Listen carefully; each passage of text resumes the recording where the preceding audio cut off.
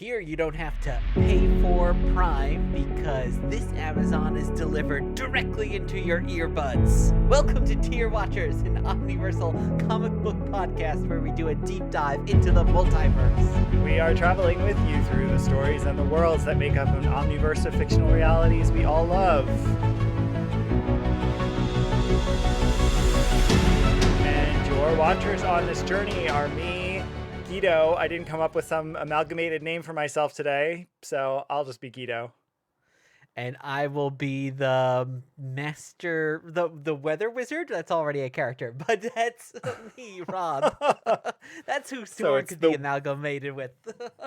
Weather wizard. Well, we'll get into that for sure. Yes.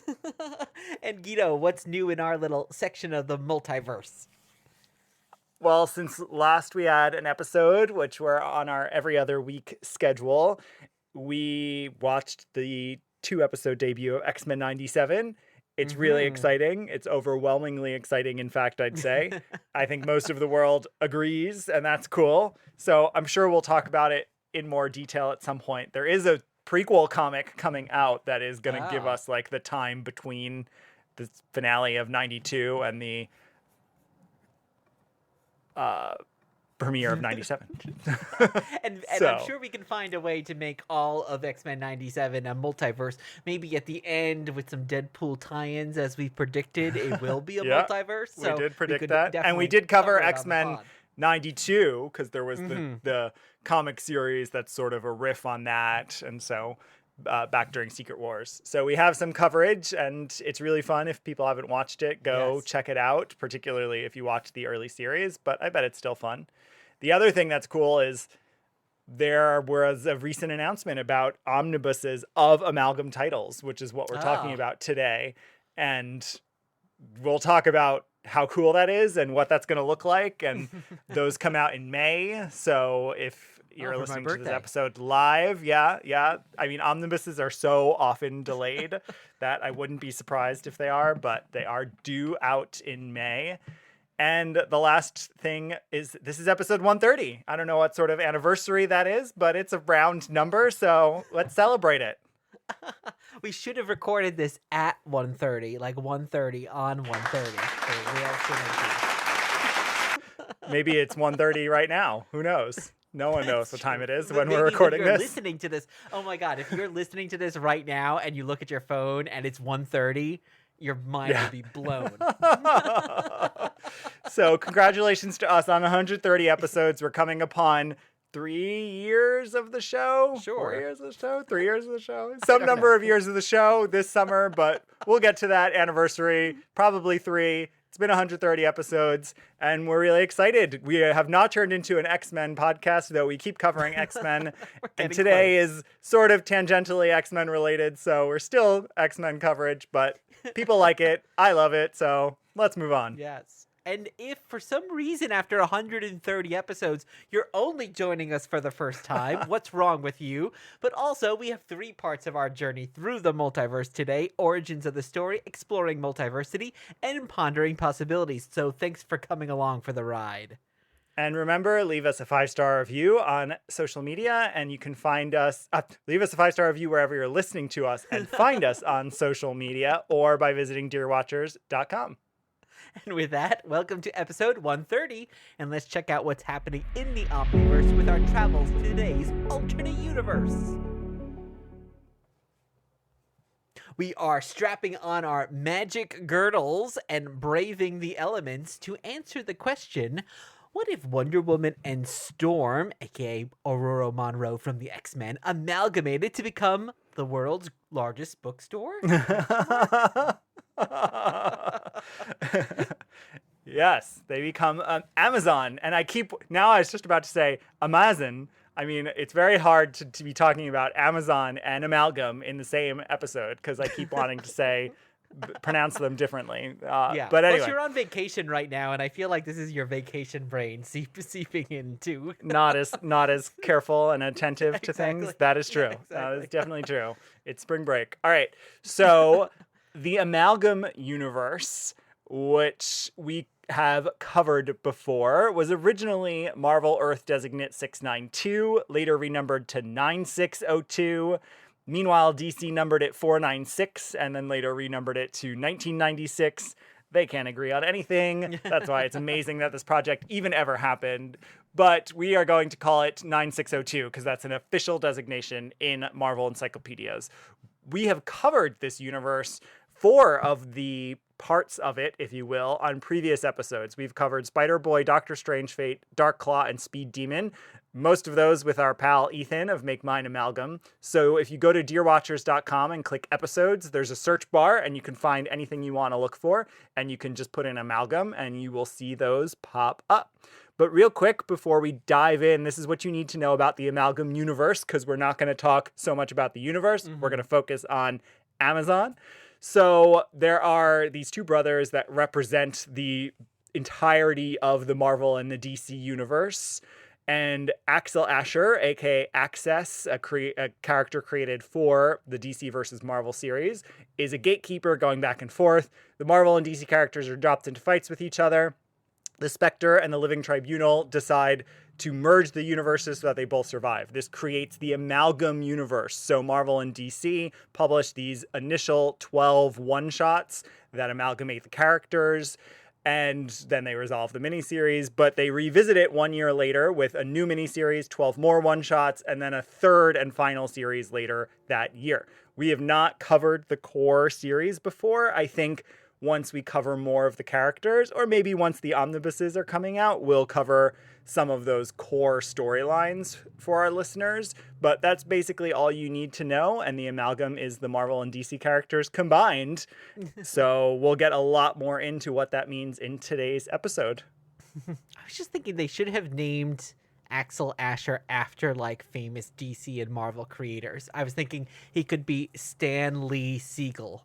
What do you think? Yeah, but I'm sure that they would not have been able to agree on who that true. would be. Whose name goes first? Whose name goes first, right. All of that, I'm sure, would have been impossible. So it had to be someone new and unique, alliterative, because that's very much a callback to both universes. One right there. Yeah, but oh well. Yeah.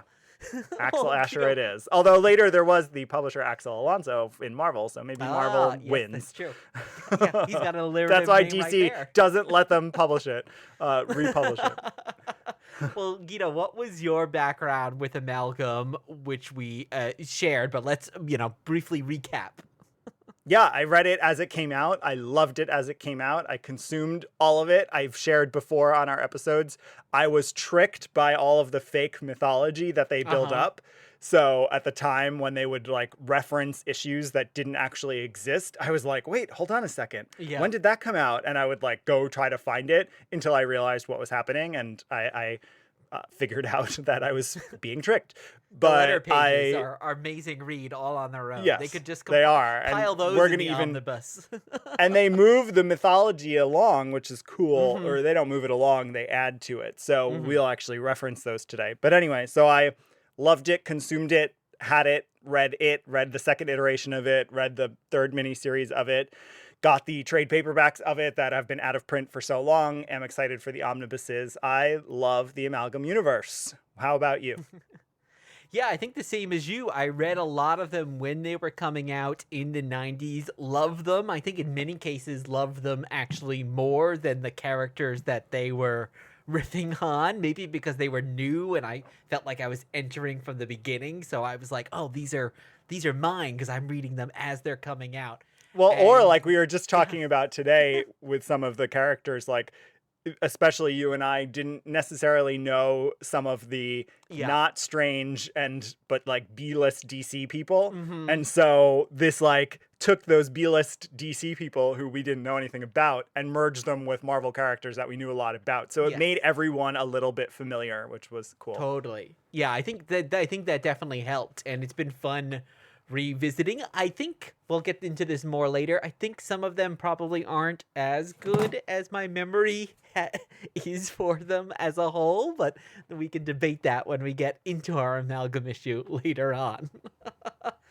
Well, there's a storm coming, and it's going to wash us into a little island out of the middle of nowhere that we call Origins of the Story.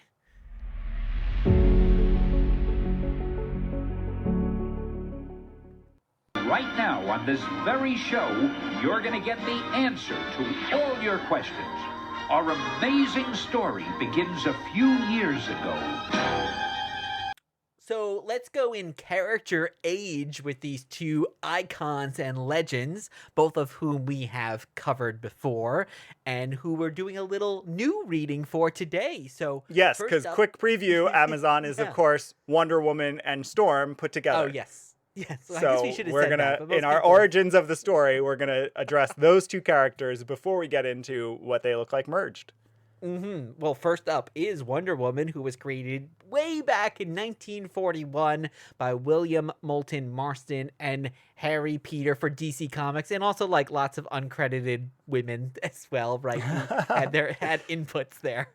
For sure. So know that you can go back. We have a few Wonder Woman episodes. We covered Bombshell's universe. We had an interview with author and Wonder Woman historian and mega fan Tim Hanley, who also joined us for another episode. So go find that. We talked about Wonder Woman's creation by Stan Lee, which is another alternate. So you can go find all those episodes.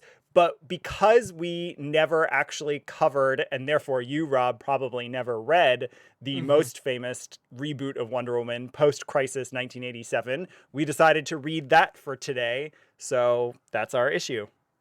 Yes, that is Wonder Woman #1 from February 1987 from DC Comics, and it's titled The Princess and the Power, not to be confused with She-Ra. I know, but it's post She-Ra, so they have to have been inspired, I have no doubt, which is why I love them both. All right, so this book is written by Greg Potter and George Perez, penciled by George Perez, inked by Bruce Patterson, colored by Tatiana Wood, lettered by John Costanza, and edited by Karen Berger. And this is, of course, the famous post-crisis reboot. It resets continuity, so real quick summary of the start of tons of lore that is still true for Wonder Woman. She's now born of a clay creation that her mother, Hippolyta, has made. All the Amazons are the souls of women who were killed in misogynistic acts of violence, but there was this one special soul held back and then imbued into Diana, the clay baby, where with each goddess giving her a skill or strength. And at the end of this issue, she ends up winning the contest of the Amazons to become their ambassador. So lots of notes we're familiar with, but most of them are being created here. It's original to Potter and Perez's vision for this character, and definitely the bringing in of the Greek mythology so strong is a huge part of Perez's run. So this was your first time reading this. What'd you think? I loved this issue. I thought it was great from the writing to the art, which we definitely have to cover separately. But I was just also blown away by the adult qualities of this issue. Like this is a character that I think, because of also the TV show and Super Friends and whatnot, had a very kiddie appeal for a long time. It was very simple, but there's a lot of adults and violence on women from the very first panels that's throughout this, and I was very surprised by how serious it was in many ways for a character that hasn't always been treated that way. Yeah, which is so cool, and why this is a iconic, legendary run on her, I'd say, for any fan of hers to make sure that they take a look at. Because I agree, I've reread this many, many times, but every time it surprises me, because it's not only adult in the nature of the violence and the fact that there is murder and betrayal. There's certainly allusions to, we can assume, sexual violence and rape, but it also the message, the explicit dealing with misogyny.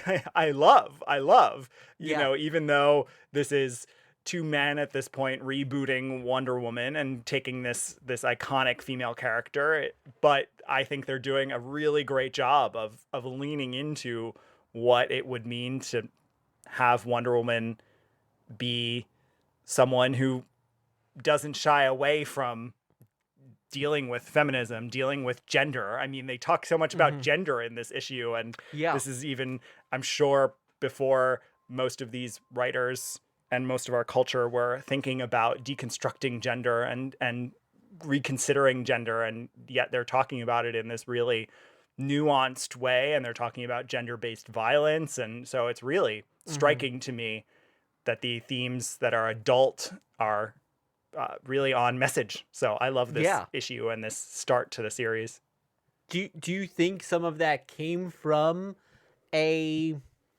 trying to counter some of the images that had been of Wonder Woman? Like, I'm also thinking like some of the changes that were made to Batman around this time, where a lot of it was fighting against the 60s TV show. Do you think a lot of this was kind of fighting against like the Linda Carter element, which was like fun and cool, but also not as much about gender and asking these tough questions?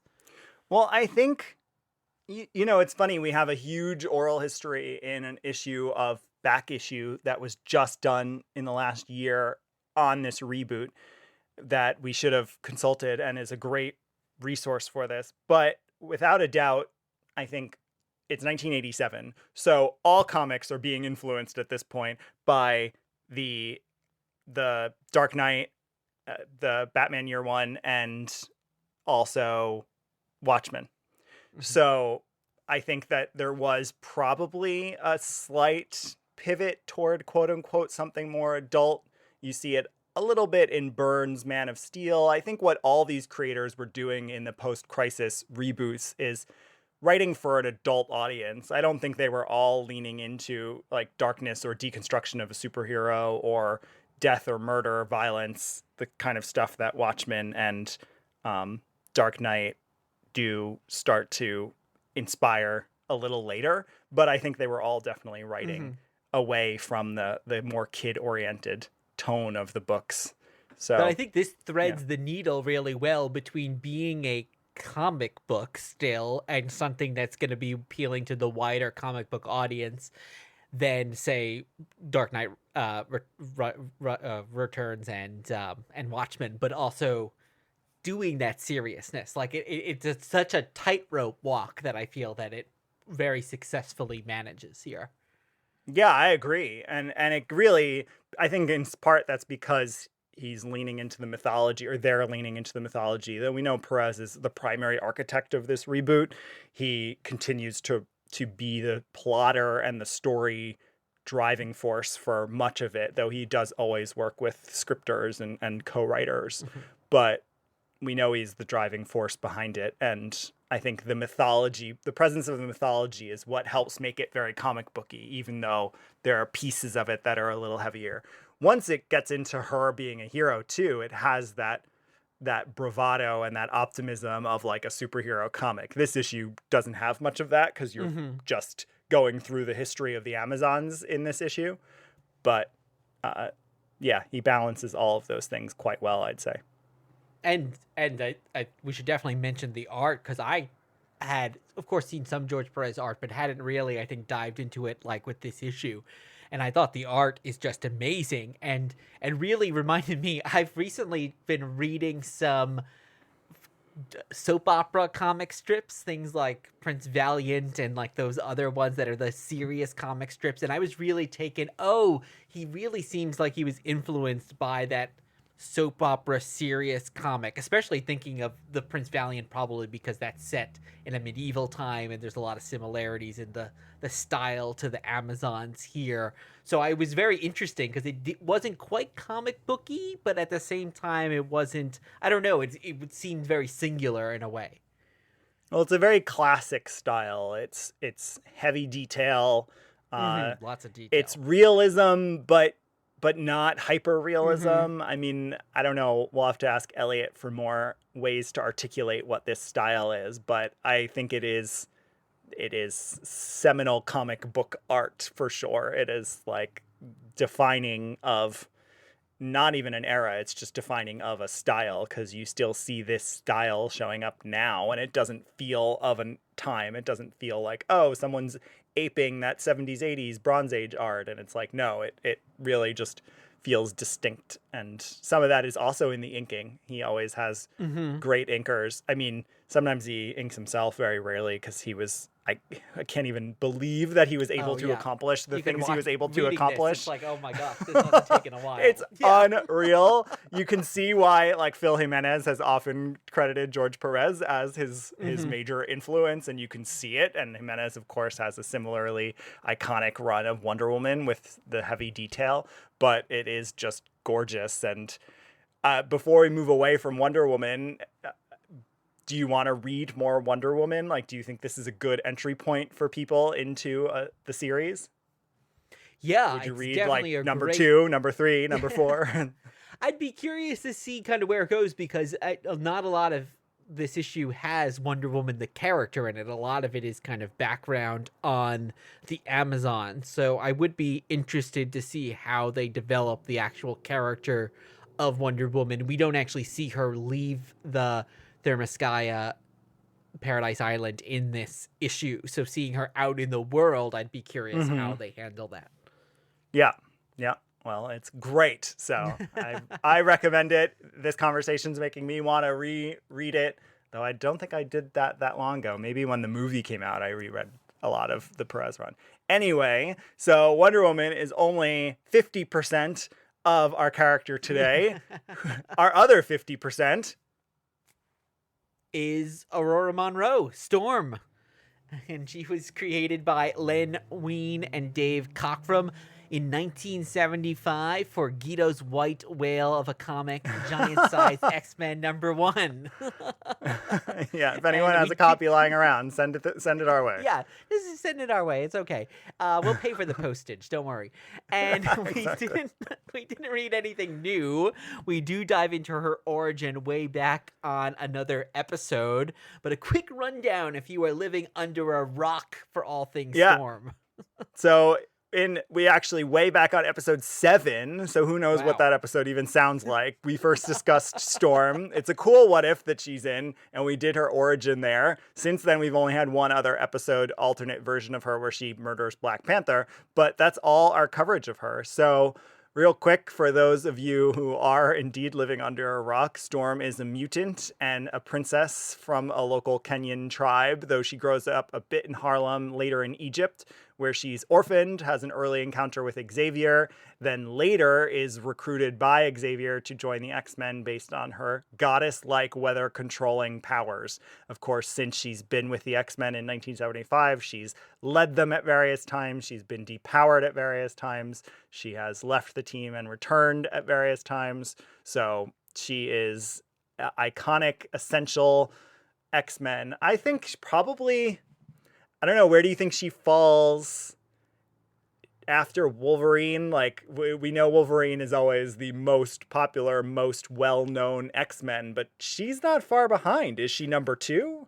I'd say 2 or 3. I mean, either Cyclops has got like number 2 or Storm. I say they're the 3 biggies. Yeah, if you think of X-Men, I think a lot of people think of those 3 characters.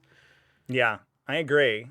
And I love her. We didn't read anything new for today, but let's talk about why we love her, why we think people love her, why she's got some staying power. Her origin has not been super retooled. There have been little things like Claremont put in that she had encountered Xavier when she was a child and stuff like that, which we talk about in our last episode on her all those years ago.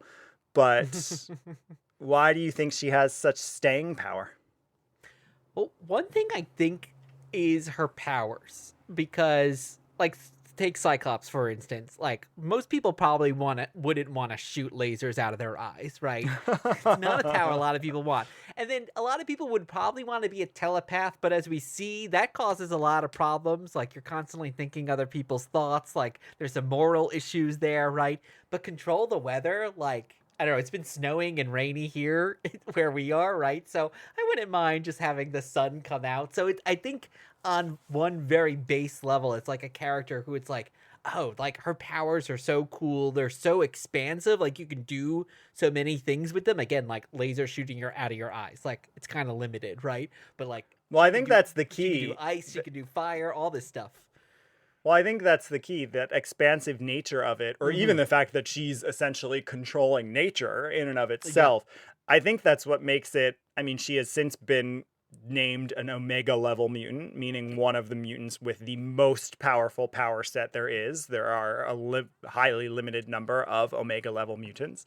And it makes sense because while we might immediately think of the pretty easy, straightforward stuff like she uses wind to knock someone over, or she calls down lightning to zap someone.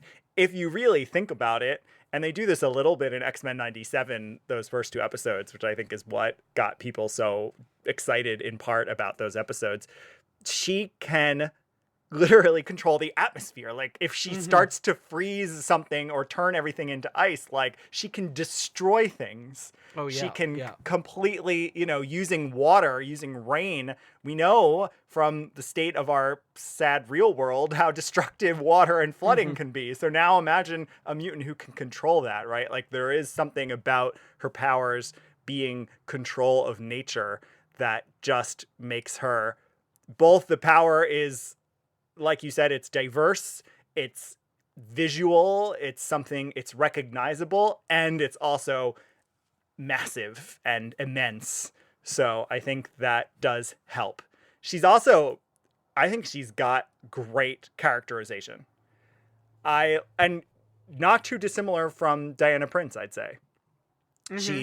What we know about Storm is that we know she's seeking compassion, she's seeking empathy and love and peace, and she is a fierce warrior who will not stop at helping achieve those goals. She's never going to choose violence first, but she is not afraid of violence by any means, and that is Wonder Woman to me. So I think it makes sense that these two characters might be linked. And I think also, judging mostly by the animated series, and again revisited here in X-Men 97, is just some of that great dialogue, which is also kind of some of the dialogue that you can hear Wonder Woman say too, right? There's a lot of like pronouncements to the gods and stuff like that. It almost has this Shakespearean flair, which just must be fun. Oh, I was going to say Joan Crawford flair. That too. Yeah, yeah.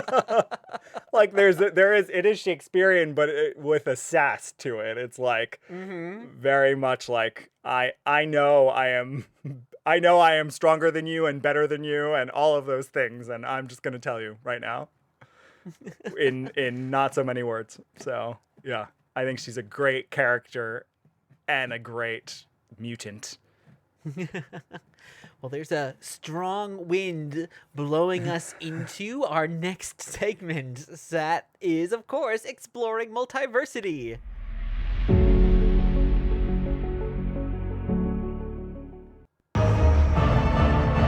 I am your guide through these vast new realities. Follow me and ponder the question, what if? And today we are asking the question, what if Wonder Woman and Storm amalgamated to become Amazon? And that is Amazon Volume 1, Issue Number 1 from April 1996, and it's entitled Family History.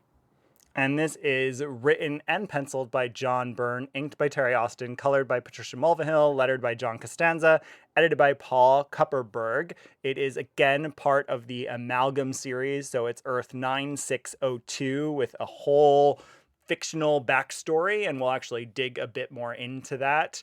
Real quick, of course, John Byrne, legend, controversial at this point for having crappy views at some point that hopefully he's moved on from, but we don't know for a fact. So anyway, leaving that behind us, he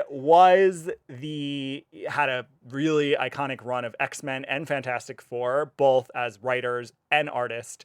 Then moved on to the post-crisis reboot of Superman with the Man of Steel limited series, and then actually did a few years on Wonder Woman prior to this issue. So he has a lot of experiences that make sense for him to be doing this issue.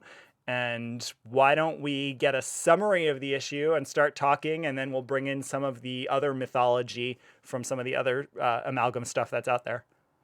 Great.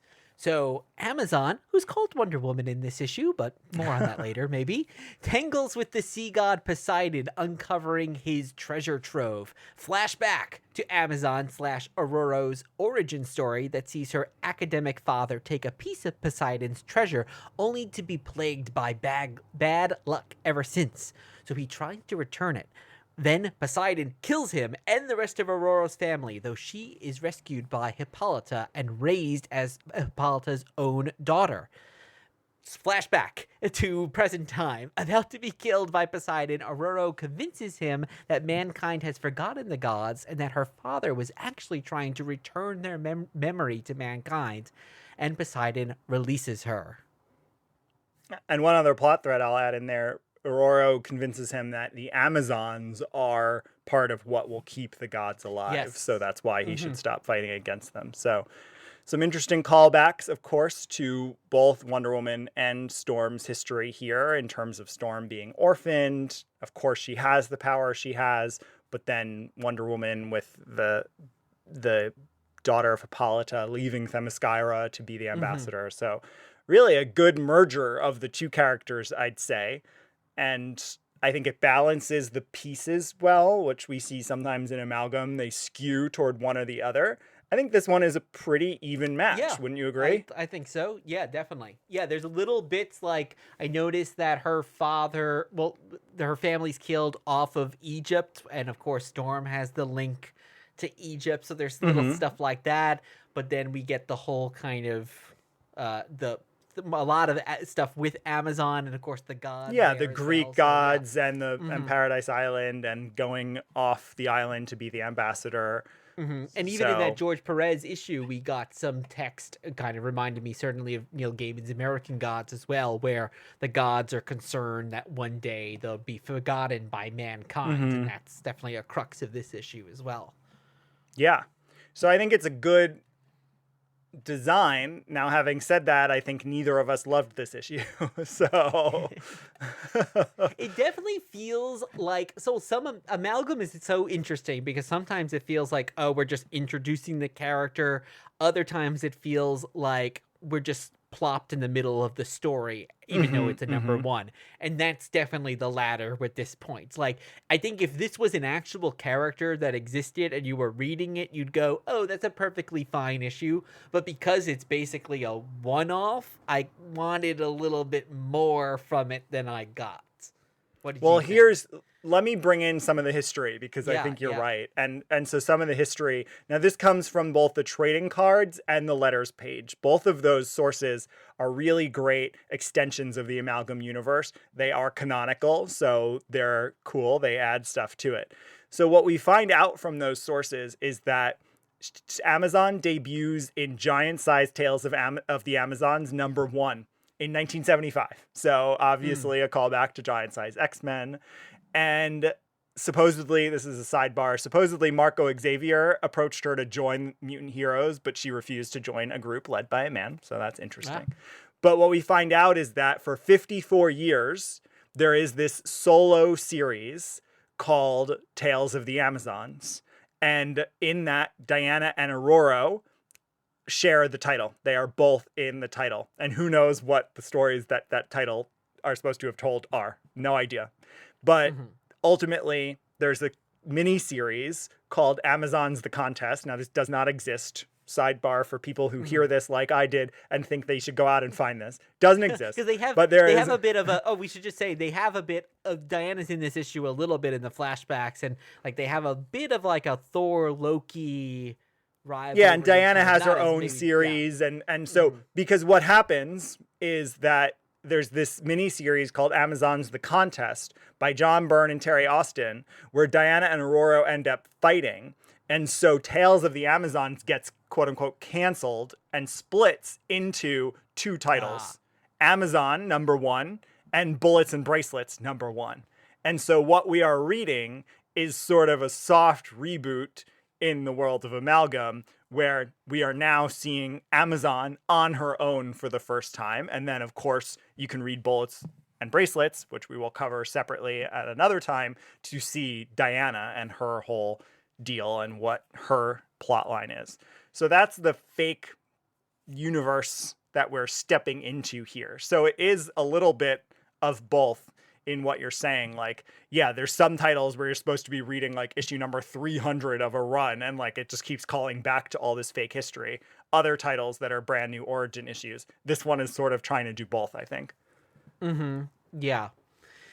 Yeah, I mean, it was perfectly fine, I thought, but yeah, I think also because this is not a character like some of the other characters where there's a lot of inherent humor in the amalgams, but this one is not really. It's a pretty, I wouldn't say serious issue in the way that some of the George Perez issue was serious, but there's not a lot of humor to be found in it as well. Well, no, because really it's Amazon versus Poseidon. So how much fun can you have with like Poseidon? And then everything else is a flashback to her dying family, or very briefly to Themyscira. So yeah, I think there's not a lot of space to actually have a story being told here because he's doing the origin flashback of it.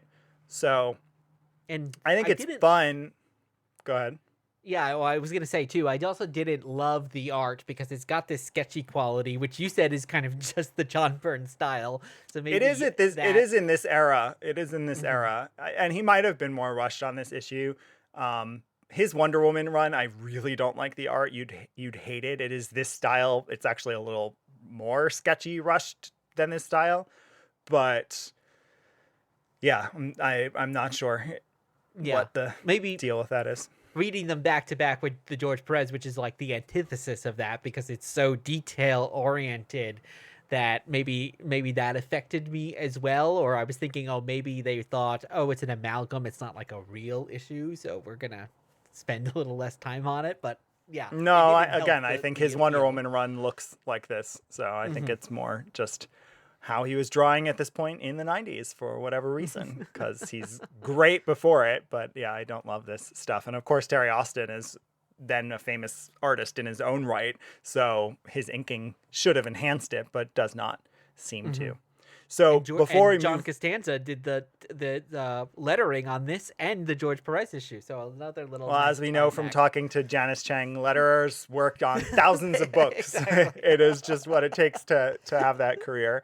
So before we move away from this universe, there is more Amazon for us to talk about, but based on what we know of Amazon here, not this issue in particular, and not necessarily with this creative team, would you want more Amazon stories, though? Do you think it's a character that lends itself to a whole section of the universe? It's hard to say because I feel like we just didn't get a lot of her personality in this one issue. So I think it's a great amalgam character, but yeah, I just kind of, I don't know. I don't think I could, just reading this, I would say, no, I'm fine without more. What do you think? Yeah, I agree. What I'd say too is while she's a good blending of the origins of these two characters and the myths that fuel these two characters, the power set is also not a part of this story. Yes. Like why he doesn't do anything interesting with the fact that Wonder Woman, who is of course insanely absurdly powerful in her own right, now has the access to the powers of nature and storms, right? Like he doesn't do anything with that. And so I would have liked to have seen more with her fusion of powers. I was even thinking underwater with Poseidon, could electricity and water, like that could, or maybe if she created a whirlpool or something like that. There was a lot of opportunities, I think, to use the storm powers against a water-based antagonist that didn't quite get utilized. Yeah. So, all right, well, let's move on because there is more of her to explore. Yes, she is back in our Pondering Possibilities.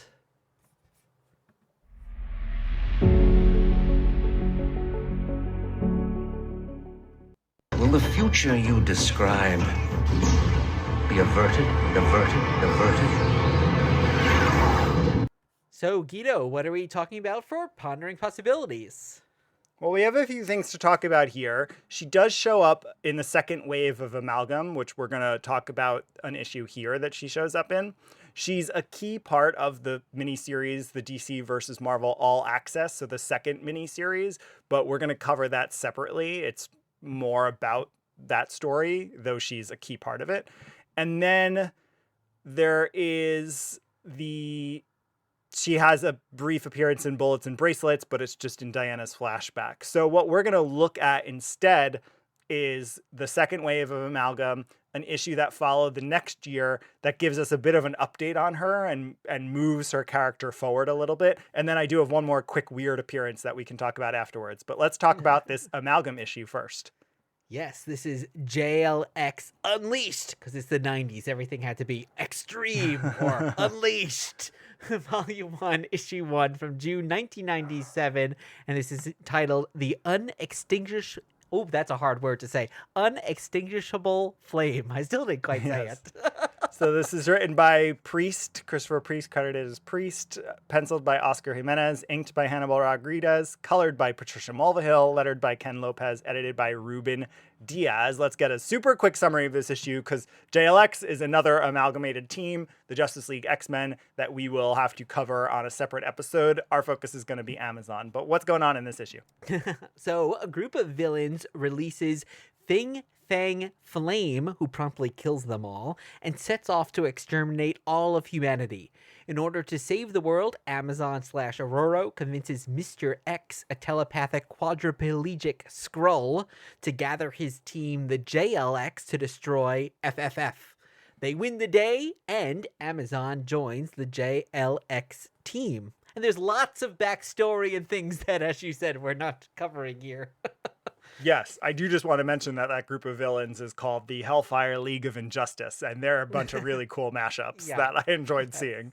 Yes. So focusing here on Amazon, so she shows up. We find out in some of the backstory, again, it's supposed to have been something we would know as fans of this fake universe, that she's a member of Justice League Avengers, and JLX is sort of a rogue offshoot of JLA, and so they go into that sort of JLA would feel betrayed by her participating with JLX, and so that's why I think it's supposed to be like a big beat at the end that her, one of these core characters, like joins this more rogue offshoot edgy team of JLX. So was it fun to see more Amazon for you? Yes, though she doesn't have a lot to do in this issue, I would say. Though she is she probably has the biggest role, but I agree with you. But she probably has the biggest role here. Yeah, she's like the plot-wise, she is a bit more because she's the catalyst for bringing them back and is battling with them, and she's like the only character that's going, as you said, from team to team, really. But within that, she doesn't have much to do. It's the JLX team members that get a lot, and they get a lot of the X-Men kind of humor and yeah, that's throughout. And I don't think Amazon really gets any of that as a character. No, not at all. Yeah, because I think she's supposed to be like the core trinity of this world, the serious, big guns, if you will, and then you have these goofier, edgier people. We meet Cyclops' brother, Apollo, Cyclops' brother, who instead of being Havoc is Chaos, and we get more of the rogue character who is, of course, in JLX, the first series. So and all Night of that Creeper, is who fun. is the Nightcrawler, the Creeper and mashup. he's like the star of this issue. Actually, I like that he says Matthew Perry is going to to play him in a movie. yeah. Well, because he's like that Matthew Perry, that Chandler Bing. He gets all the good lines. It was definitely he definitely stole the show here. So while I know we weren't talking about JLX, and we will one day talk about them, though I have to say I don't love it, which is part of why we haven't talked about it yet.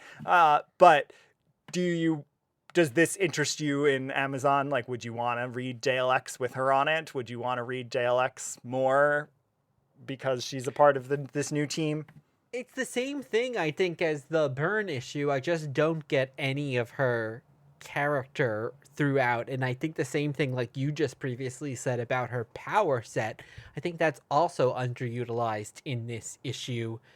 Yeah, like for instance, like they need to freeze Fing Fang Flame, and they use like the JLX character who has ice powers, but couldn't Amazon also freeze him? So like, why did they also need That's these true. other That's true. so like it just doesn't all.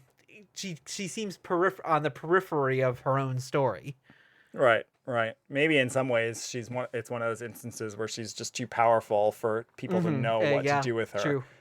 They sort of write her as maybe just a Wonder Woman, that she's like generically powered, and they're not really using the Storm powers so much. What's funny is on the letters page on this issue, there's a lot of JLX content, but the tease for the next issue actually interests me more than this issue, which is that the JLA won't sit still after Amazon's defection, especially since she now runs with the world's most infamous heroes. All this and Monslaught too. So first of all, I wish there was the Mongol Onslaught amalgam actually existed. But second of all, aside from that, it's just fun to think, oh, now the JLA is going to like come after them because she has defected to this edgier group. So like that plot would have been more interesting than this one, I think. And even seeing her, how she interacts with people who like bend the rules a bit more than she's willing to, like there's, I think, an interesting story there to be had, but because this one's mostly action based, there's not really any room for that. Yeah. So 97 is the end of Amazon, except it's not, shockingly, because even though the Amalgam universe has never been seen officially again since 97, she shows up in IDW comic. So this is so silly, but in 2012, there's an IDW series called The Infection Team Up 2, or The Infection 2 Team Up, or something like that. That's confusing. Yes, it's Infection 2 Team Up. So it's a really silly series by Chris Ryle that is the Lovecraftian gods have broken the barriers across worlds. This little gray alien that I guess is fighting them. I've not read any of it except this issue, meets the Weekly World News Batboy. So it's a big crossover right there. And all these timelines start merging and collapsing.